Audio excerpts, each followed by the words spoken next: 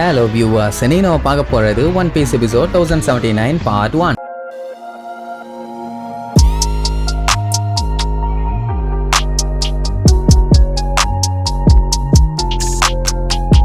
Open பண்ணா 5 வெல்டர்ஸா காட்டுறாங்க. அவங்க அத்தனை பேருமே செம்ம டென்ஷன்ல இருக்காங்க. ஏன்னா அவங்க என்ன நினைக்கிறாங்களோ அதுக்கு நேருக்கு மாறா ஆப்போசிட்டா தான் நடக்குது. ஆமா, ஒரு எம்பரரை போய் தோக்கடிச்சிட்டு வந்தா பரவாயில்ல, அட் அ டைம்ல 2 எம்பரர், அதுவும் பயங்கரமான ஆளுங்க 2 பேர்த்த காலி பண்ணிருக்காங்க. இந்த விஷயத்தெல்லாம் டெஃபினட்டா கவர் பண்ணலாம் முடியாது. கண்டிப்பா உலகம் பூரா காட்டு தீ மாதிரி பரவ போகுது. நேரம் ரொம்ப மோசமாகிக்கிட்டே போகுது, என்ன பண்ணலாம் அப்படின்ட்டு ஒரே குழப்பம். அப்புறம் அந்த ஜோவுங்கிற ஐலாண்ட வேற அங்க பாத்தாங்கல்ல, அது உண்மைதானான்னு சொல்லி அந்த ஃபிளவர் மண்டை கிட்ட கன்ஃபார்ம் பண்ணிக்குவாங்க. உடனே கண்டுபிடிச்சிட்டாங்க. டெஃபினட்டா அப்போ லேண்ட் ஆஃப் ஆனோட பார்டர்ஸ் ஓபன் பண்ண மாட்டாங்க. இன்னும் அது ஒரு இரும்பு கோட்டையா தான் மறுபடியும் இருக்க போகுதுன்னு பிளான வேற சேஞ்ச் பண்ணிருக்காங்க. அப்படின்னா நம்மளோட அடுத்த ஸ்டெப் என்னன்னு எவனோ ஒருத்தன் கணிச்சு ஒருத்தன் புத்திசாலித்தனமா அங்க யோசிச்சிருக்கான் அப்படின்ட்டு இவங்களுக்கு ஒரே பதட்டம். எல்லாம் நம்ம மொமனசுக்கே தான். இப்ப என்னன்னா இவங்க என்ன பிளான் பண்ணிருந்தாங்க, அந்த இடத்துல சண்டை முடிஞ்ச உடனே எப்படியாச்சும் லேண்ட் ஆஃப் ஆனோவை இவங்க கண்ட்ரோலுக்கு கொண்டு வந்துடலாம்னு பார்த்தாங்க. ஆனா இனிமேட்டு எவ்வளவு பெரிய ஆர்மி அனுப்பினாலும் அதுக்கு வாய்ப்பே இல்லை. எனக்கு தெரிஞ்சு இப்ப அனுப்பி இருந்தா கூட ஏதாச்சும் வாய்ப்பு இருந்திருக்கும். இன்னும் ஒரு வாரமோ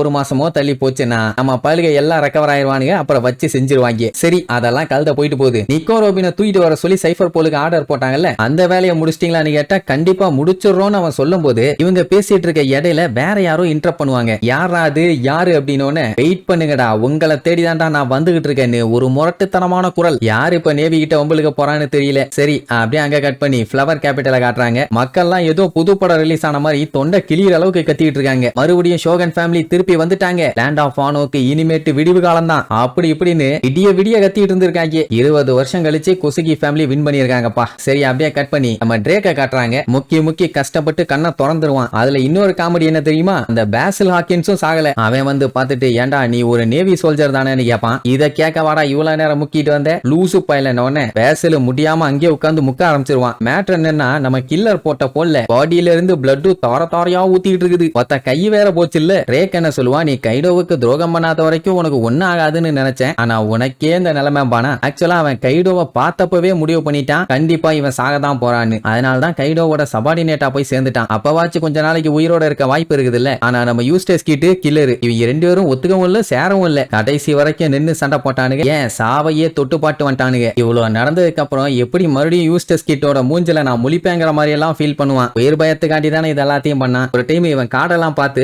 1% தான் உயிரோட இருக்க போறீங்கிற மாதிரி சொன்னால, அது அவன் அவங்கள சொல்லல, அவனத்தான் அவன் சொல்லி இருக்கான். அதை பேசிட்டு இருக்கவே வாயில ரத்தம் வரும். ஆமா, அது நான் தான் சொல்லி அப்படியே மயக்கம் போட்டு பொத்துன்னு விழுவான். பாடியில இருந்து தாறுமாறா ரத்தம் கொட்டி பேசில் ஹாக்கின்ஸ் அங்கேயே செத்து போயிட்டான். சரி, இப்படியே ஒவ்வொருத்தரையா காமிச்சிட்டு இருந்தா பல வருஷம் ஆயிரும். அதனால சண்டை முடிஞ்சு ஒரு 7 நாளைக்கு அப்புறம் காட்டுறாங்க. லூஃபியும் சரி ஜோரோவும் சரி கான்சியஸ்லயே சுத்தமா இல்ல. டாக்டர்ஸுக்கே பயம் இவனுங்க எந்திரிக்காம கூட போகலான்னு. ஏன்னா அவங்களோட பாடியோட லிமிட் எல்லாம் மீறி கண்ணா பின்னு சண்டை போட்டிருக்கானுங்களா. அதனால பாடியில அவ்வளவு டேமேஜ். சாப்பிட என்ன சொல்லுவான், அதெல்லாம் இவங்களுக்கு ஒன்னும் ஆகாது, நல்லா தூங்க விட்டாலே போதும், கூடிய சீக்கிரத்திலேயே ஃபுல் எனர்ஜியோட எந்திரிச்சு கத்துவானுங்க, நீங்க வேணா பாருங்களே அப்படிங்கிற மாதிரி சொல்லிட்டு இருப்பான். அதே நேரம் எமட்டோ ஒரு பெரிய பில்டிங் மேல ஏறி உட்கார்ந்துகிட்டு அந்த ஊரை பார்த்து அவ்வளவு சந்தோஷமா ரசிச்சுக்கிட்டு இருப்பான். ஏன்னா மக்கள் எல்லாம் அவ்வளவு சந்தோஷமா 20 வருஷமா சாப்பிட்ட அந்த சாப்பாடை இன்னைக்கு தான் மொத்தமா வச்சு தின்னுட்டு இருக்காங்க. எல்லாமே நம்ம சாப்பாடு தான், சாப்பிடுங்க. எமட்டோக்கு பசிக்குது, போய் சாப்பிட வேண்டியதானே, நாளா சாமுராயி எனக்கெல்லாம் பசிக்காதுன்னு தனியா உட்கார்ந்து லூசு மாதிரி கத்திக்கிட்டு இருப்பான். அதே நேரம் ஊருக்குள்ள பாத்தீங்கன்னா ஃபயர் ஃபெஸ்டிவலுக்காக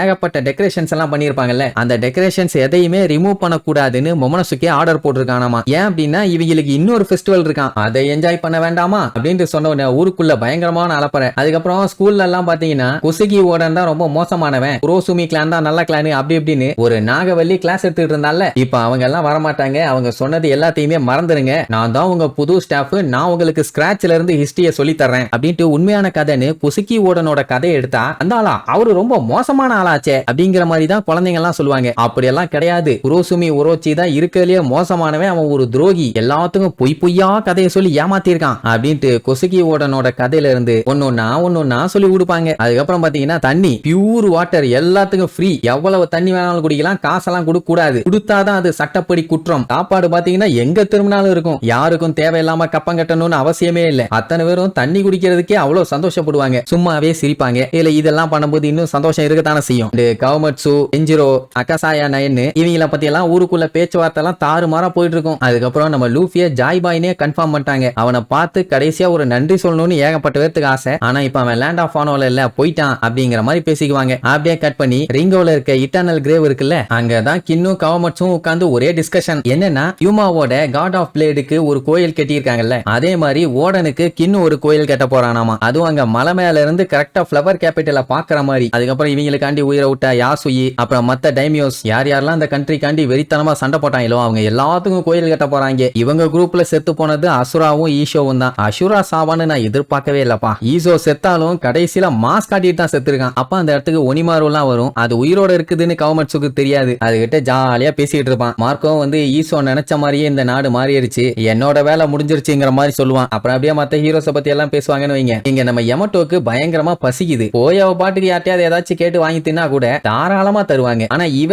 இல்ல எனக்கு பசிக்கலன்னு சொல்லிட்டு பசியோட மேல உட்காந்து புலம்பிட்டு இருப்பான். அப்பதான் ஒரு சத்தம், என்னன்னா ஜோரோவும் லூஃபியும் எந்திரிச்சிட்டாங்கன்னு. நம்ம மொமனசுகேவை சின்ன வயசுல ஹியோரி எப்பவுமே பாஞ்சு வந்து அடிச்சுதான் எல்லா விஷயத்தையும் சொல்லுவான். அதே மாதிரி இப்பவும் பாஞ்சு வந்து வாயிலேயே மிதிச்சிட்டு தான் மேட்டர் சொல்லுவான். எவ்வளவு வளர்ந்தாலும் நீ திருந்த மாட்ட போலேன்னு புலம்பி தள்ளுவான். இங்க லூஃபியும் ஜோரோவும் ஒரு வழியா எந்திரிச்சிட்டானுங்க. அப்படியே 2 நிமிஷம் சைலண்டா இருந்து அவனுக்கு பாடி எல்லாம் பர்ஃபெக்டா இருக்கான்னு செக் பண்ணிட்டு வைத்த தடவி பார்த்துட்டு ஒருத்தன் எனக்கு சரக்கு வேணும்னு காட்டு கத்துவான், இன்னொருத்தன் எனக்கு கறி வேணும்னு காட்டு கத்துவான். வழக்கம் போலதான். என்ன இந்த ஒரு டைம் மட்டும் லேண்ட் ஆஃப் ஆனோக்கு பஞ்சம் வந்துடும், அது மட்டும் கன்ஃபார்ம். ஆமா இவனுக்கு 2 பேரும் இருக்கிற வெறிக்கு இந்த மொத்த ஊரையும் தின்னு தீக்க போறானுங்க. மறுபடியும் எல்லாத்தையும் விளைய வச்சுதான் இனி கொண்டு வந்து மக்கள் எல்லாம் சாப்பிடணும். நடக்குதா இல்லையான்னு மட்டும் பாருங்களேன். சரி, அடுத்து நம்ம பயலுக என்னென்னலாம் அட்டூழியம் பண்ண போறானுங்கன்னு அடுத்தடுத்த எபிசோட்ல பார்க்கலாம். டாடா.